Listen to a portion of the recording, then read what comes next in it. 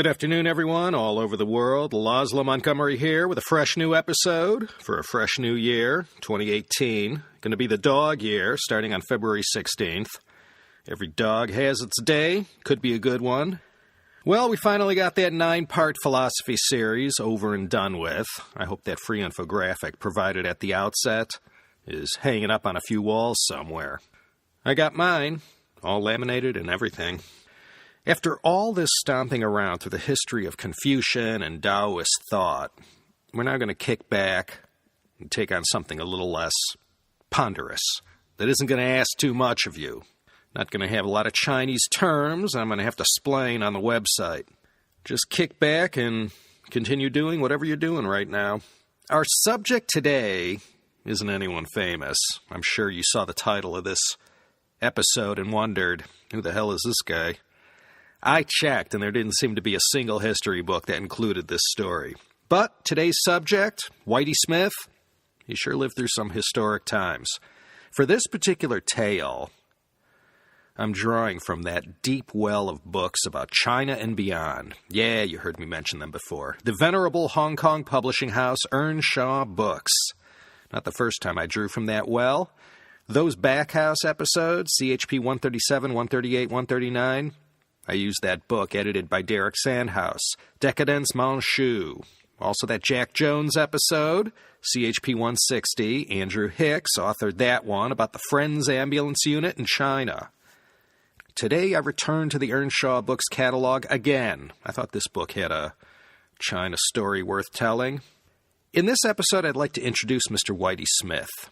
He came out with a memoir that was first published in 1956 called I Didn't Make a Million. Earnshaw Books has brought this little gem back from the great beyond. And I'm going to bring Whitey out to take one more bow on the eternal stage.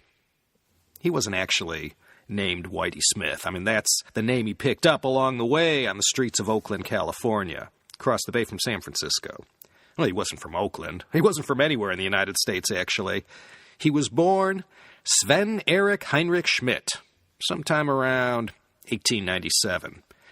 He hailed from the town of Vejle in Denmark. His father was a cabinet maker who, like many a Dane before him, left his beautiful country and sought out what he hoped would be greener pastures on the other side of the Atlantic.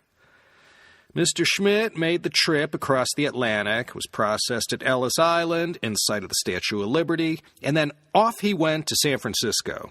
And then by early 1906, Mr. Schmidt had settled down in the Golden State, began a new life, and with the time being right, he called for his wife and 3 boys to join him. Now, this being 1906 and all, good thing they weren't Chinese, America at that time was 24 years into the Exclusion Acts that, to put it mildly, had a profound impact on Chinese immigration to the U.S. Like many a Danish immigrant before them, Mrs. Schmidt and her boys endured the voyage, leaving Copenhagen, traveling steerage, of course. 3 weeks later, they made it to Ellis Island after a textbook Atlantic crossing. They weren't on any terrorist watch list in 1906, so they got right through. Now, San Francisco, being on the opposite end of the country and all, meant Mrs. Schmidt had to first find her way to the train station and purchase tickets for the 10-day ride to the other side of the country.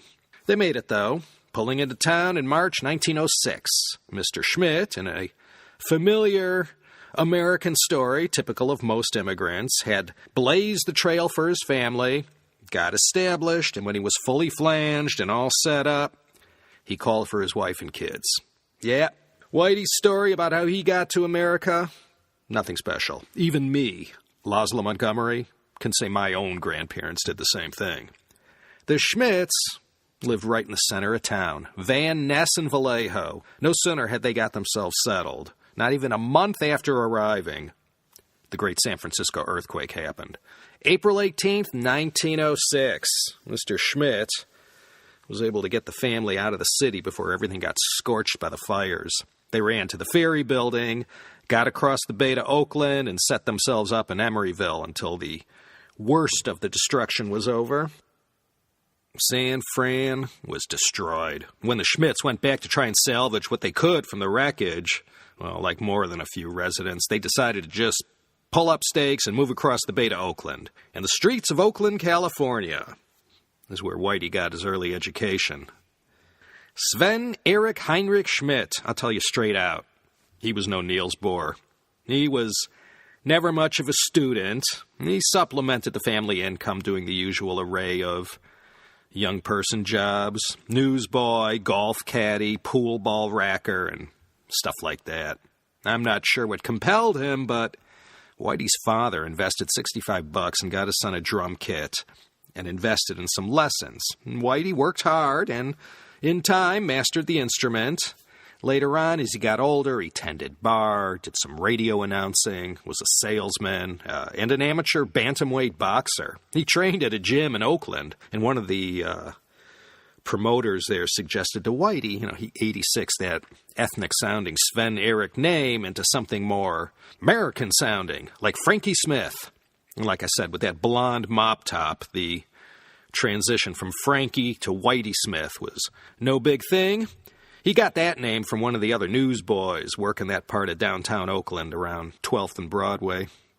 He enlisted to fight in World War I, but he never got shipped overseas. By the time he was all processed, the Great War was almost over, and the seeds were soon going to be planted for the next war over in Paris during the signing of the Treaty of Versailles.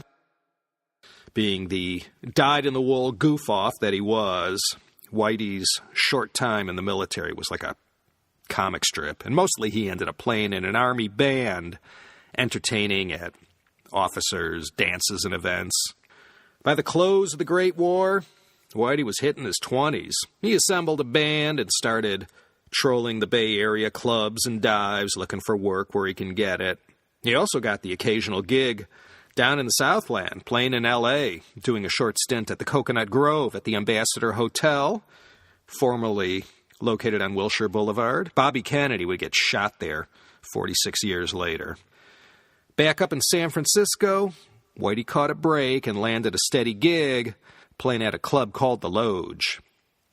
He was always the leader. Even in his early 20s, it was all Whitey. The one who found the gigs, the band's musical director, the one who handed out the pay packets, the one who had to deal with all the consequences and wreckage caused by the innate zaniness of this revolving door of musicians who orbited Whitey his whole life. That stint at the Lodge led to an even better job at a place called Tate's at 168 O'Farrell Street at the corner of Stockton. This was in 1922. Prohibition had already been in full swing for 2 years, but anyone who has seen enough Hollywood movies knows there was plenty of liquor flowing during those days. During that fateful year of 1922, well, fateful for Whitey, I guess, a man named Louis Ledoux walked into Tate's one day. While there, Ledoux caught Whitey's act and went over to speak to him in between sets. He told Whitey he had come from Shanghai, China, and he ran an inn on Ningbo Road called the Old Carlton Cafe, and that he was in the States on a buying trip to get his new hotel all tricked out and looking nice. And he was going to call it the New Carlton. Very little is known about Louis Ledoux, except that he had gone to Shanghai as a steward aboard some steamliner, and so enthralled was he, as a young man, with what he beheld there, he jumped ship and decided to stay a while. He was known as Dark Louis. I guess he had a dark complexion. I read a scrap from somewhere on the intranet that said he was an octoroon who had once done a stretch at Folsom Prison. An octoroon, geez, I had to Google that term. 1/8 black, if you're interested. I guess there's a word for everything. Ledoux saw what was happening in Shanghai. The place was going nowhere but up. And like a lot of foreigners who came before him and after him, he decided to try his luck at making a fortune. He offered Whitey a contract right there on O'Farrell Street at Tate's Bar. It included a job and round-trip passage to and from China. Whitey was dating a girl named Florence at the time, and things were sort of at an advanced stage. So upon Ledoux's advice, in August 1922, Whitey and Flo got hitched and agreed to start this whole Shanghai adventure as a married couple. As for Louis Ledoux, he headed back to Shanghai and told Whitey He'd arranged for everything as soon as he got back and had everything in order. And true to his word, not long after Laszlo got himself settled in, he telegrammed Whitey and told him to get packing. Soon after, someone showed up at his door with tickets for passage on the SS Nile of the China Mail Line, a coal-burning steamer. So, off to Shanghai, Whitey and Florence went to seek their fortune, and after stops in Honolulu, Yokohama, Kobe, and Nagasaki, on September 14th, 1922, Mr. and Mrs. Whitey Smith arrived in Shanghai. For Whitey, besides the few trips he made back to the States, from here on out, the rest of his life was spent in Asia. Let's set the stage as far as what was going on in China at the time. When Whitey Smith arrived in China, it had been 11 years since the Wuchang Uprising. Japan's 21 Demands had already been made, so that 2,000-year-old relationship was already heading south. China, by now, had already been given the shaft at the Treaty of Versailles in June 1919. Damn Nishihara loans. The May 4th movement had already happened, and these two events led directly to the founding of the Chinese Communist Party that had only just survived its first year of existence. Yeah, no one was threatening revolution yet when Whitey arrived, but everyone who was familiar with the dynamic at the time knew China was ripe for it. And the foreign imperialists, among their Chinese hosts, well, they had already worn out their welcome, but they were tolerated. During those early years for Whitey, the age of warlordism was still in full swing. The Roaring Twenties were ramping up in China, just as they were in America.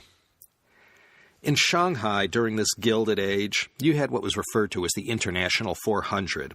It's like the Forbes 400. These International 400 were the movers and shakers of their day in Shanghai. And many of these names, in fact, did make it into the history books. They had a ton of money and influence. And by the time he quit China, just before the Japanese onslaught, Whitey Smith had rubbed elbows with them all. Louis Laszlo set the Smiths up at his joint, the Old Carlton. It had rooms upstairs, and the club was at ground level. Nothing special. Whitey recalled that Western dancing, like it was being done in the ballrooms across America, hadn't quite caught on yet in 1922 Shanghai, but he was keen to change that. Whitey brought in some cats from San Francisco and put together a band, and like it had been since he started out, Whitey was the main guy. He was a tall, good-looking chap with handsome Scandinavian features. The crowds loved him. Louis Laszlo looked at Shanghai in 1922, and he too knew this town was going places. It was his optimism about the future of Shanghai that made him invest in the new Carlton. And by the end of the year, 1922, his big new shiny hotel was ready for its grand opening. The place was built across from the old racetrack on historic Bubbling Well Road, Jing'an-Si Lu, or Yongquan Lu. This is the avenue that later became Nanjing Xi Lu, Nanjing West Road. The new Carlton had the location, it had the dining, the booze, the entertainment. I mean, in theory, the way Shanghai was growing anyway, this should have been a no-brainer. The only problem was that this was still 1922, 1923. The locals hadn't caught on yet, nor had they exhibited any mass interest in this hot new Western-style entertainment. The International 400, these elites of Shanghai, this wasn't enough of a market to make it all happen. If Louis Laszlo couldn't bring in the locals, he knew his goose was cooked. And in fact, that's what happened. That fancy location and all the overhead sunk Laszlo. This dream ended in heartbreak, and Laszlo was never able to recover. He died on November 20th, 1928. And with the demise of Louis Laszlo and the new Carlton, so went Whitey's Iron Rice Bowl. But this guy, whatever you want to say about him, he was the comeback kid. Pretty much up until the day he died, no matter when adversity hit, and man, it hit this guy hard a couple times, he always managed to get back up and keep on fighting. Just as things were starting to look grim, opportunity knocked in the form of the Astor House Hotel. You know, this hotel is still around today, the Pujiang Fandian. My man in Shanghai told me this hotel is actually closing down for either renovations or for demolition. If anyone could find out, let me know. Let me just stop a moment and tell you about this establishment. It's rather historic. It was first built in 1846, right after the treaty ports had ramped up sufficiently, and was located initially at East Jinling Road, near the Bund. Then 11 years later, in 1858, it moved to its present location at number 15, Huangpu Road. This was the first modern Western-style hotel in China's history. In 1907, it went through a major expansion and remodeling that connected 5 different building structures.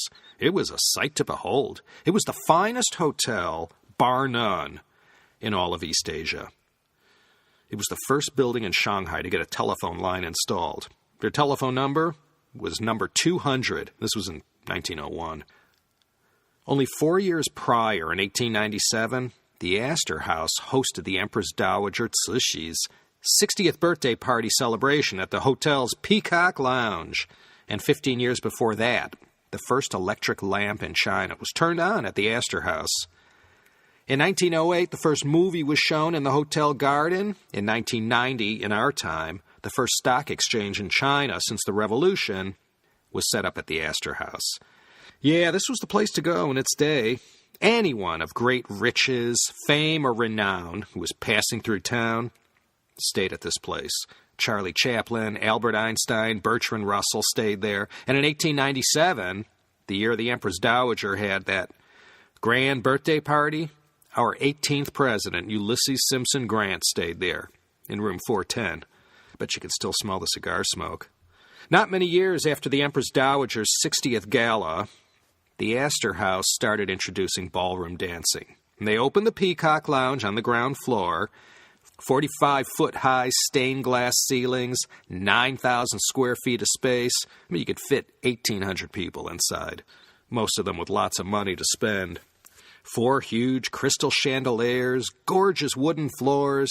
The place was the premier address in Shanghai. If you were just passing through, or if you were part of the International 400, or perhaps worked for them, or were doing business with them, and wanted to go out, enjoy a nice night on the town, the Peacock Lounge at the Astor House.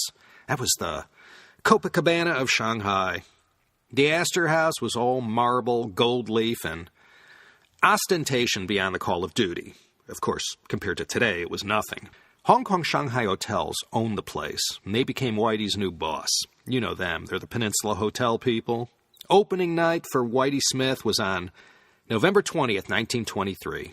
The company provided Whitey and his band steady, long-term work. And you know how it is. Le Tout Shanghai were all regulars there. Everyone who ran with that crowd knew of Whitey Smith. He had been billed as the Paul Whiteman of the Orient and his famous 9-piece orchestra. Paul Whiteman was the biggest thing in big band jazz back in the States during the 1920s and 30s when Whitey Smith was doing his thing in Shanghai. This was his big break. Well, as 1923 turned into 1924, it was still an overwhelmingly non-Chinese crowd that danced the night away at the Peacock Lounge. Management had made all kinds of attempts to woo the locals, but outside of the westernized elites of the Chinese community, it still hadn't caught on. But Whitey, as I said, he knew everyone, and he never learned to speak Chinese, and I'm sure he was as ignorant as the next foreigner in his similar circumstances. But he had a heart that was made of gold, and sincerity that was genuine and that people picked up on. His passion was giving everybody a good time. He was an entertainer, and he sure knew how to spend money, mostly on others. He got to know this local military guy, somebody quite important. Warlordism was still going strong, and in his discussions with the man, Whitey asked him if he could help to get the word out to some of the local highbrows and bring some business into the place. That's just what happened. Thanks to this influential person, whoever he was, Chinese locals started coming to check out the scene. And Whitey Smith, he was no China hand or anything, but he knew people and was as good an ambassador of music as anyone. He became the gateway for many of the local Shanghainese in the 1920s to the jazz sound that was taking America and Europe by storm. This was the music of the jazz age. And Whitey and the band would study Chinese melodies and try all kinds of ways to work them into their act. And they did it. It wasn't easy trying to synthesize two rather different kinds of sounds like big band jazz and traditional Chinese music. But just like Gilbert and Sullivan had done, Whitey's band pulled it off, and it sounded great, and the crowds loved it.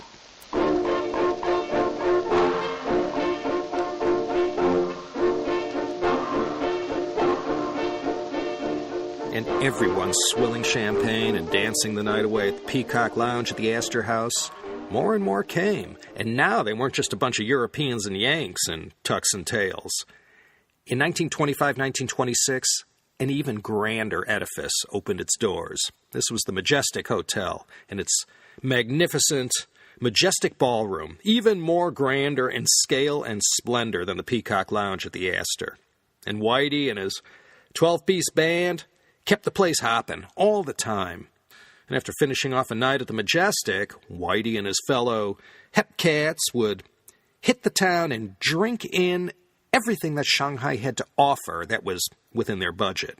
And being artists and all, it wasn't much. But they knew how to have a good time, and all of Whitey's bandmates, well, they were all Keith Moon types and were constantly getting in trouble and making poor choices, and it always fell on Whitey's shoulders to deal with whatever came up.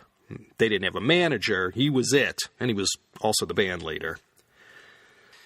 Well, around the same time that the Majestic opened in Shanghai, Sun Yat-sen died, and thus began the rise of Chiang Kai-shek.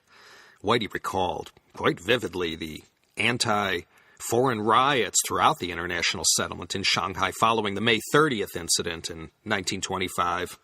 You recall that incident from previous CHP episodes. May 30th, 1925, Shanghai police officers fired into a crowd of protesters. Following that unfortunate incident, the foreign imperialists had their feet held to the fire for about a year, and the May 30th incident ended up being another brick in the wall as far as modern Chinese history went. So Whitey wrote that all foreigners, imperialist or otherwise, knew to lay low when these things happened. Whitey and a lot of foreigners were hoping that Chiang Kai-shek would be the one to come in and restore order and put an end to all this unrest on the streets. Yeah, mid-1920s, especially after Sun Yat-sen's passing, the tension began to rise. Like more than a few foreigners, Whitey joined the local militia, known as the Shanghai Volunteer Corps. He didn't get to see any action, but he did get to occasionally wear a spiffy uniform and carry a rifle. Not sure if they gave him any ammo. Around this time, mid-1920s, when Whitey was making this name for himself, working the bandstand, there was another nobody walking around Shanghai who we featured in a two-parter from back in 2014. CHP 130 and 131. Yeah, Morris Two-Gun Cone. We all remember. He loved a good party, especially if he could be the center of attention. Well, Whitey mentioned him a few times in his memoir, referring to him, of course, how Moishe always wanted to hear it, as General Cone. Whitey played poker with the self-styled great man, and no doubt knew every detail of Moishe's story. And Whitey had written that General Cone was high up in the Chinese army. Yeah, Morris couldn't fool everybody, but he sure fooled Whitey. On December 1st, 1927, Chiang Kai-shek and Song Mei-ling had their famous wedding at the Song family compound on Seymour Road, which these days is known as Shanxi Beilu. And the wedding reception was held at the Majestic in their huge cloverleaf-shaped ballroom, the biggest in Asia, not to mention the finest. It's not there anymore. It ended up getting torn down before the Japanese invaded in 1937. But if you're familiar with the Meilongchun Westgate Mall across from the Australian consulate, that's where it used to be. 1,300 lucky guests filled the ballroom that night, with who knows how many lining the streets outside for this wedding of the year. By this time, Whitey had played a lot of weddings and events in China, but nothing compared to this. Wall-to-wall chopped liver was a gross understatement.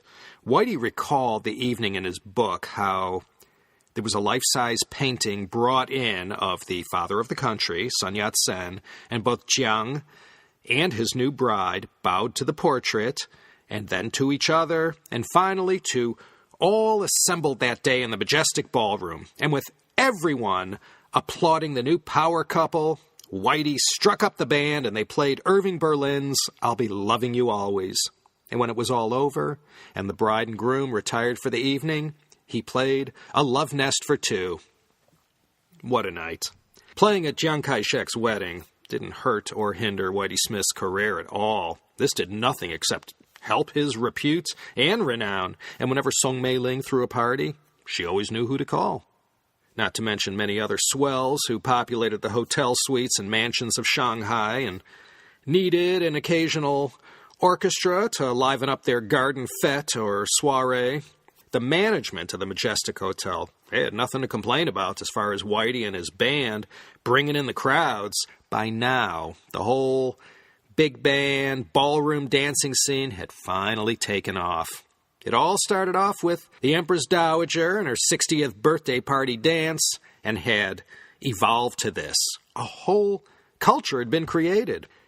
In 1927, as Chiang Kai-shek was carrying out his northern expedition to rid China of these blood-sucking warlords, Whitey took his first trip back to the States to visit. It was just like Moishe when he used to go back to Manchester. The prodigal son returns. Whitey loaded up with gifts and China tchotchkes and endless stories about his 5 años in the Middle Kingdom. Yeah, just like with Moishe, Whitey got to enjoy being the big guy, the one who went to China and had made it, in his case, in the music biz. Whitey got to enjoy this for 4 months before he was called back to China. Now, upon his return, he first got a month-long gig playing the Repulse Bay Hotel in Hong Kong, before arriving back in Shanghai. By now, 1927, 1928, 29, Whitey Smith was known all over the Shanghai International Settlement. Maybe he had been playing in front of all the swells and community leaders for long enough, playing at the Majestic and private gigs at tea dances and, various other affairs, and on the radio, too. And not only the foreign expat crowd, but international celebrities, too.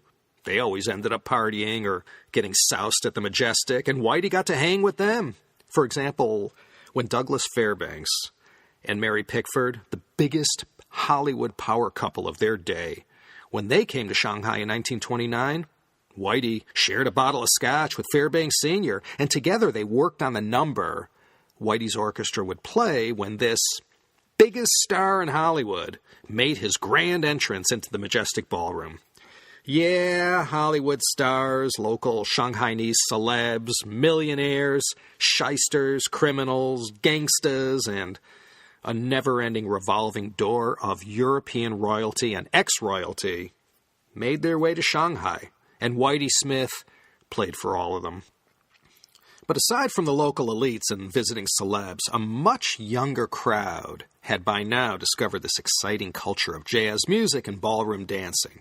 Whitey saw himself performing in front of a younger crowd than usual.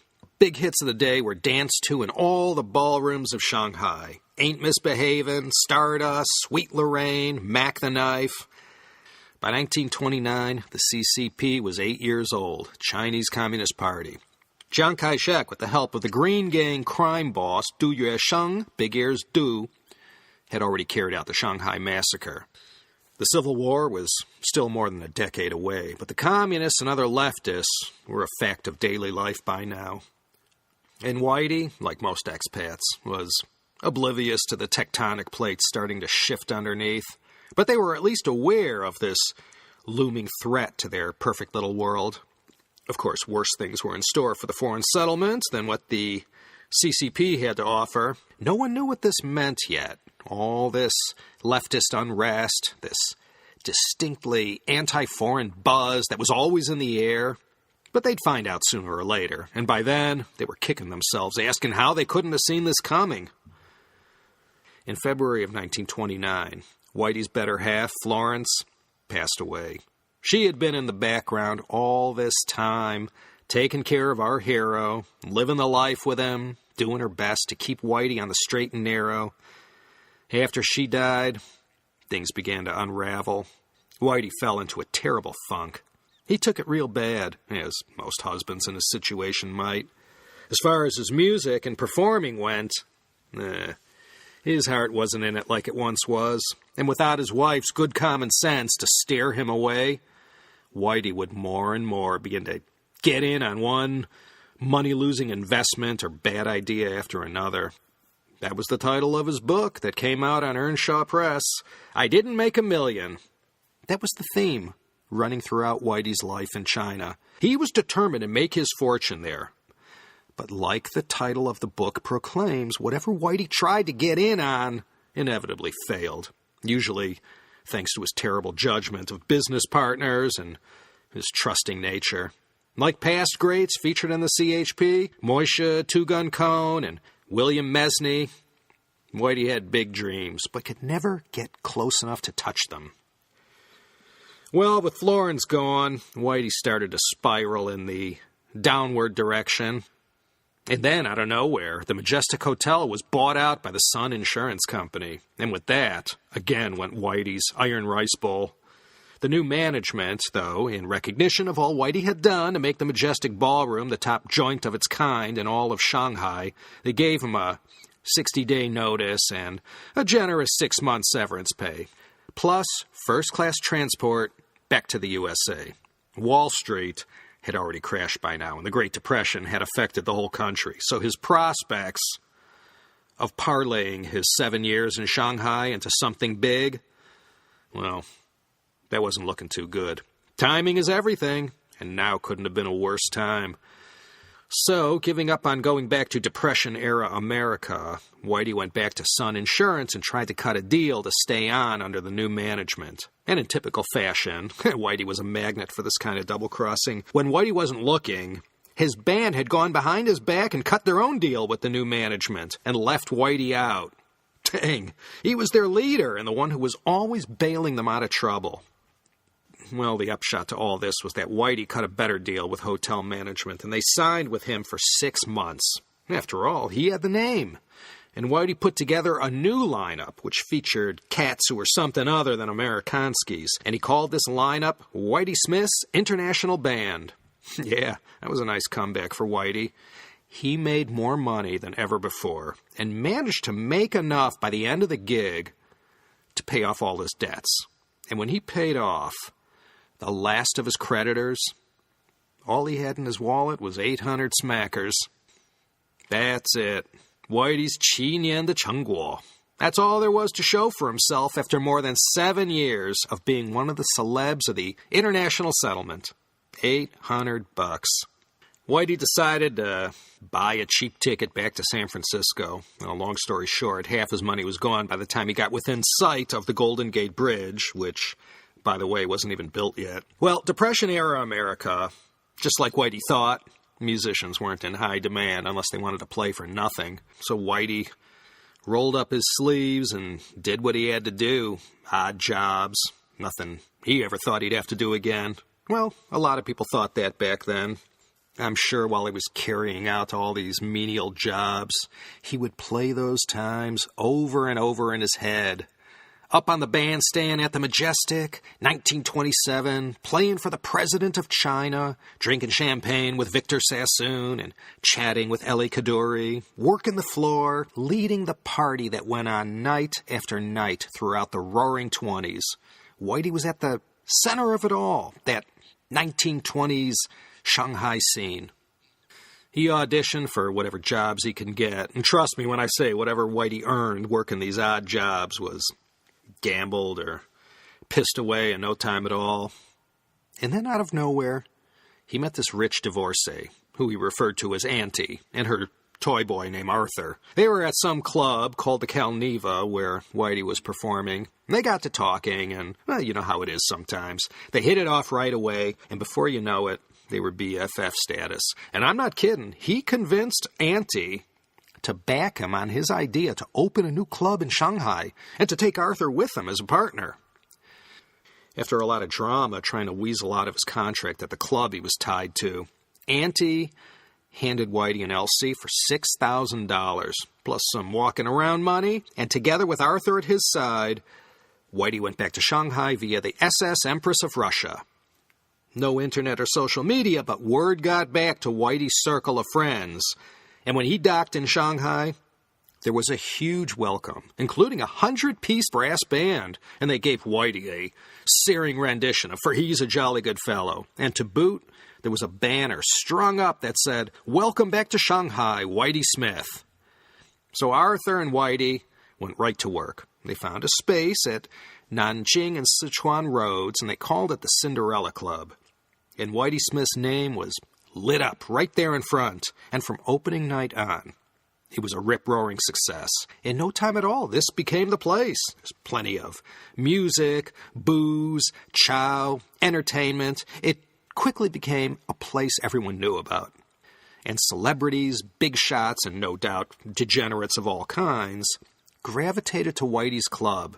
Hey, there were other places to go hang out and dance or listen to music than these big, glitzy ballrooms like the Astor House and the Majestic. And Whitey had a radio transmitter slapped together, which he set up in his bathtub in the Shanghai flat, and he ran a pirate radio station that played music live from his Cinderella Club from 12 to 2 and evenings 8 to 10.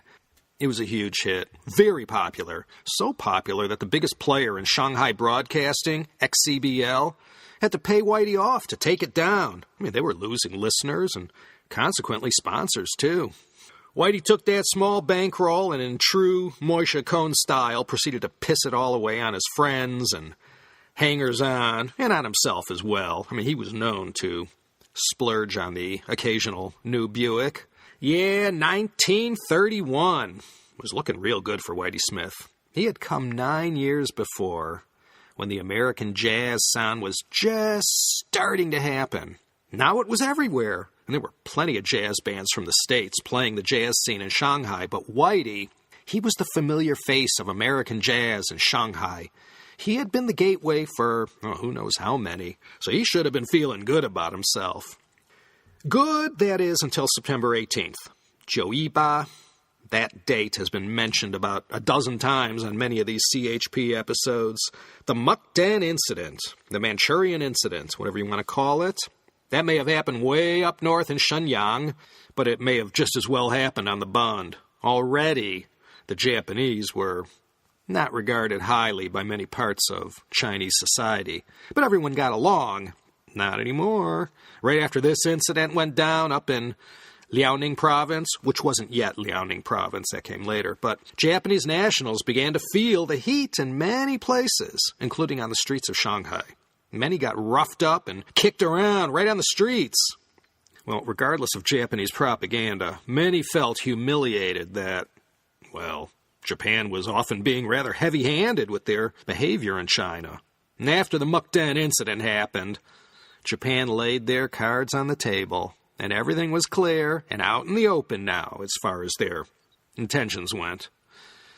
Just like we have here in L.A., they also had a kind of little Tokyo community in Shanghai, where the Japanese mostly lived.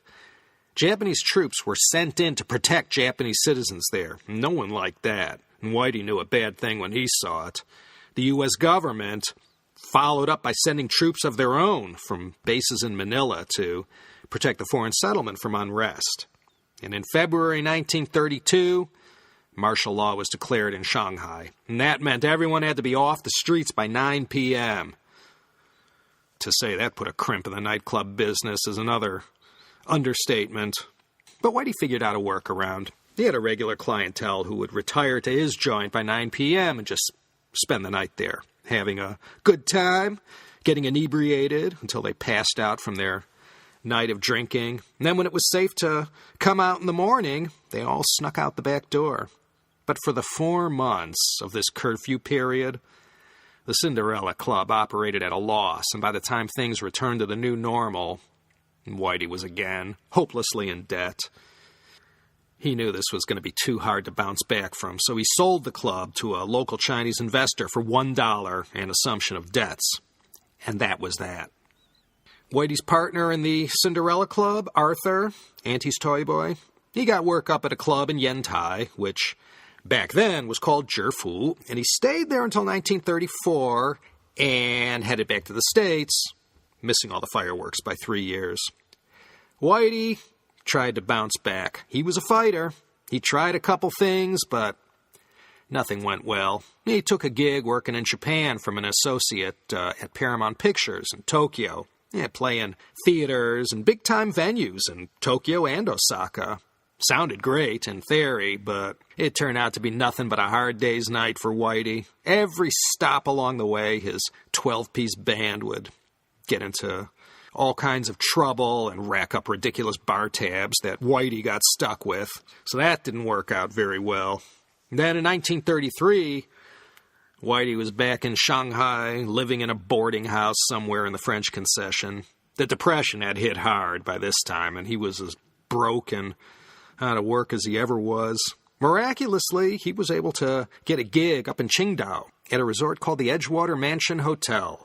They gave Whitey a nice advance, which he promptly lost, along with the tickets for the voyage, betting on High-Lie. A couple years before, some enterprising entrepreneur built a High-Lie auditorium in Shanghai. It's still there, but not used for its original purpose.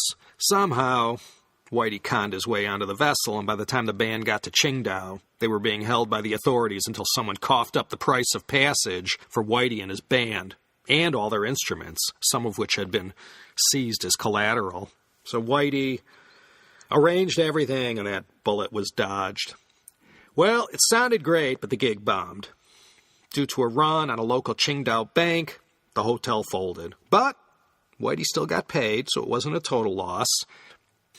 He bounced back from that all right by getting a job as an MC at the new Paramount nightclub, and it was there where he met wife number 2, Helen. She was a Harbin-born white Russian emigre who danced at the club, and this turned out to be a good match, and although they didn't get married right away, they became fast soulmates. They ended up staying together for the distance, and what can I say? She was a well-grounded, frugal, and hard-working woman. She stood by her man, and they had some tough times ahead of them. There was a guy in Shanghai named Jimmy James. He hired Whitey for a place he owned up in Yantai called the St. George's. So off to Shandong province, Whitey and his now 4-piece combo went. There was a U.S. naval base there, so you can imagine the unruly crowd that Whitey played to every night. Helen joined him later on in Shandong and danced at a rival club who, like everyone in the entertainment biz, lived off the U.S. Navy.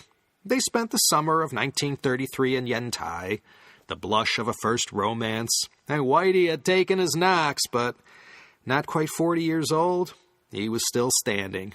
And what a life he had so far. Not bad for a kid from Weile. But the party was most definitely over. Whitey saw what was happening. The drums of war were as apparent as the skins Whitey beat on the bandstand every night at the St. George. 18 months before had been the January 28th incident, also mentioned a few times in past CHP episodes. Japanese aircraft carriers let loose on the Chinese 19th Route Army in Shanghai that day in 1932. 20,000 civilians killed. Civilian bombing of cities. In 1932, this was a very new thing. It was quite terrifying back then, and still is today, I hear. Manchukuo was already up and running. It was time for Whitey to start thinking about his plan B. Helen decided to take off for Manila, do some scouting around. During her recon mission in the Philippines, she found out because of all the people that were regulars in both Shanghai and Manila, and because of all the troops who had heard him, Whitey was already a big name there. So with that amount of wind blowing in his sails and with the prospects in China looking as grim as they were, Whitey hitched a ride with the U.S. Navy when they evacuated Yantai. And off to Manila he went, still chasing that golden ring and lamenting that he still hadn't made $1 million. By the way, he had opened up a small club in Yantai. It was called, appropriately enough, the Little Club. Well, Whitey's partner in this enterprise was the same Jimmy James who got him the gig up at the St. George in Yantai. So Jimmy bought the Little Club from Whitey for $15 and the usual assumption of debts. Hey, baby, cash is king. Now, this Jimmy James had a famous restaurant that all the local expats back in the day knew about. It was a Shanghai institution called Jimmy's Kitchen. It started in Shanghai, and later they opened up a couple joints in Hong Kong. I used to go to both of them regularly. This was back in the 90s.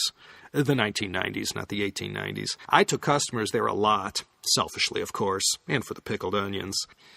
When I was living in Hong Kong, I used to know this Danish gent named Henrik, who was in the shipping business. And we used to regularly meet up at the bar at Jimmy's, where the bartender was also Danish. And Henrik and this Danish bartender were good friends, and he was quite friendly and fun to be around, and, well, the bartender was very generous with the booze.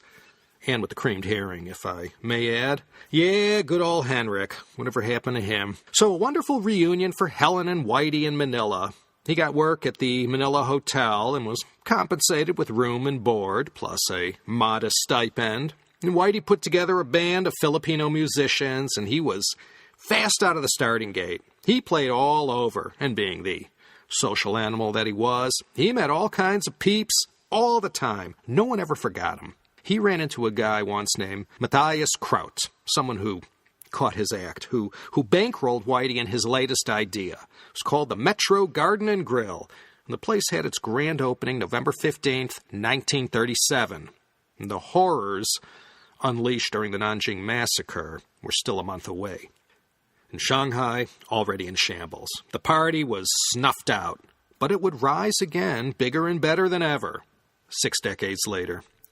The night Whitey opened his joint in Manila, 17 naval ships had just pulled into their parking spaces, and everyone had just gotten paid, and many of these thirsty sailors were looking for a steak and a steady stream of alcohol. It's not bad for an opening night. The Metro Garden did great. In 2 years, Whitey was solvent again. After all those miserable failures in China, Whitey Smith had finally found his stride. And not only did he have the Metro Garden, Pabst Blue Ribbon Bear was paying him to do a 30-minute radio show 3 times per week. Whitey and his 12-piece band live at the Metro. And Whitey always had a speaking part in the show where he'd come out and kibitz about, whatever news and gossip of the day there was. It was a great time for Whitey. It was a great time for Whitey and Helen. And they finally got married in 1939 after all this time. So happy at last. And then, of course, the date, which will live in infamy, which was actually the day after in the Philippines, but just the same, it was all over. December 8th, 1941, Japan invaded, a resistance was put up, MacArthur left, but said he'd return. And as for Whitey and Helen, well, when the Japanese stormed into Manila, they headed for the outskirts of the city to hide in the hills. And that's where they spent New Year's Eve, 1942, hiding in the hills down in Los Baños. But they turned themselves in, and after getting roughed up pretty bad and going through the usual laundry list of abuses and humiliations the Japanese put prisoners through, Whitey and Helen got thrown into Santo Tomas internment camp. But before they got picked up, they had converted their wealth into diamonds and buried them in a location in the hills that they hoped they'd be able to recognize one day, when this was all over. Well, I won't go through the whole ordeal. It wasn't as bad as Auschwitz or Buchenwald, but let's just say when American tanks plowed through the gates of the camp on February 3rd, 1945, Whitey weighed 104 pounds, 47 kilos, which is pretty low for a 6-foot-tall man of Scandinavian ancestry. He was 48 years old when he left Santo Tomas in March of 1945. He and Helen went back and found the diamonds, and with that, they seeded a new club. I mean, what else was Whitey supposed to do at this point? You see, Whitey Smith knew the post-war boom to end all post-war booms was coming, and with the U.S. bases in Manila, businesses like his were going to be among the prime beneficiaries. So they called the new place the Old Mansion. Let me just say Whitey's partners ended up muscling him out of the business pretty quick, but he still walked away with a profit on his investment. And then Whitey took these winnings and opened up another place in Quezon City and called it Club El Cairo. He and Helen opened the joint on January 4th, 1946. And Whitey sure knew what he was talking about. I mean, these were the boomest of years. Uncle Sam was loose with the pocket change like you couldn't believe. And Club El Cairo became a well-known watering hole and steak joint in its day, which was before my time. He opened up another place called Tom's Tavern, which became an institution. That was in the Ermita district. It was supposedly a regular meeting place for Western journalists and low-level diplomats, secret agents, spies, and whatever riffraff came through the door. Helen sang there and was always the center of attention. After everything that had happened to Whitey, it wasn't too bad an ending at all, though despite all the chances he was given, he still hadn't made his million. And that, my friends, is as far as I'm going to take Whitey's story.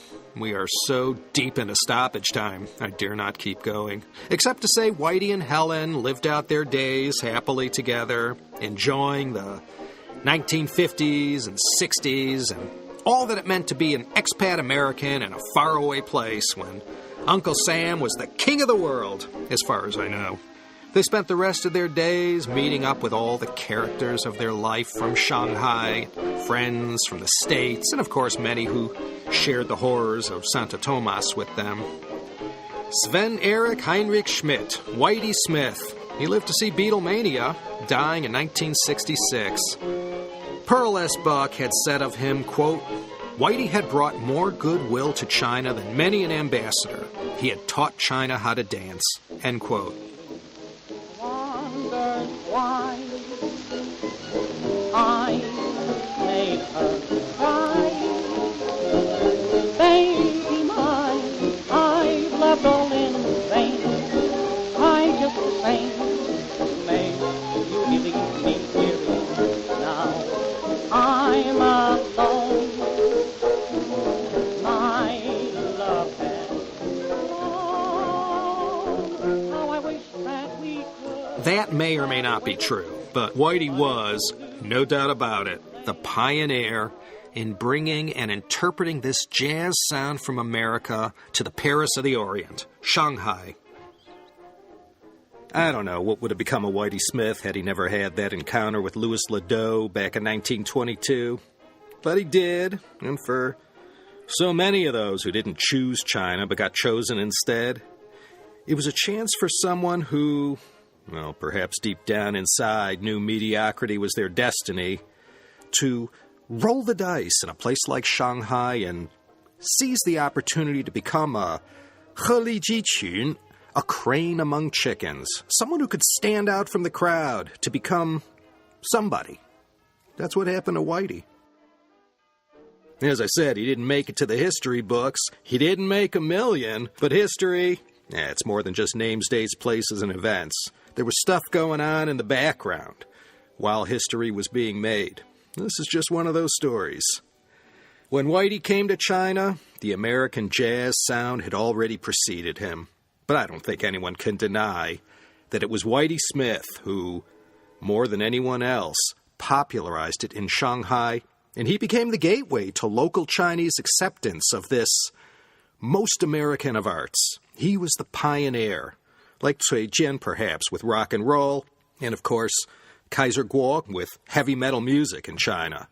Whitey was dealt a certain hand in life, I guess we all are, and he played his hand to the best of his ability. I found his China story rather interesting. The book is called I Didn't Make a Million. It's written, of course, by its colorful author, Mr. Whitey Smith.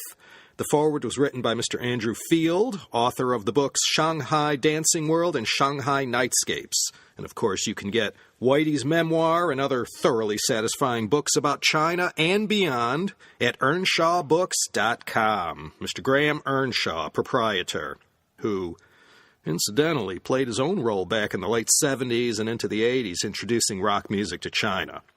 Earnshaw Books. I'm going to feature another good one from them for next time. Don't miss it. Okay, we ran a little long. So nice to be talking about something other than Chinese philosophy. I thank you for indulging me if you made it this far. Laszlo Montgomery here, signing off once again from sunny and beautiful Los Angeles, California. Do consider coming back next time, won't you? For what I hope you will consider to be another exciting episode of the China History Podcast. For the first time ever in CHP history, We're going to finish up with a musical outro. Thanks to Andrew Field and Graham Earnshaw for digging this one up. Mr. Whitey Smith leading his orchestra in a rendition of Nighttime in Shanghai. Take care, everyone.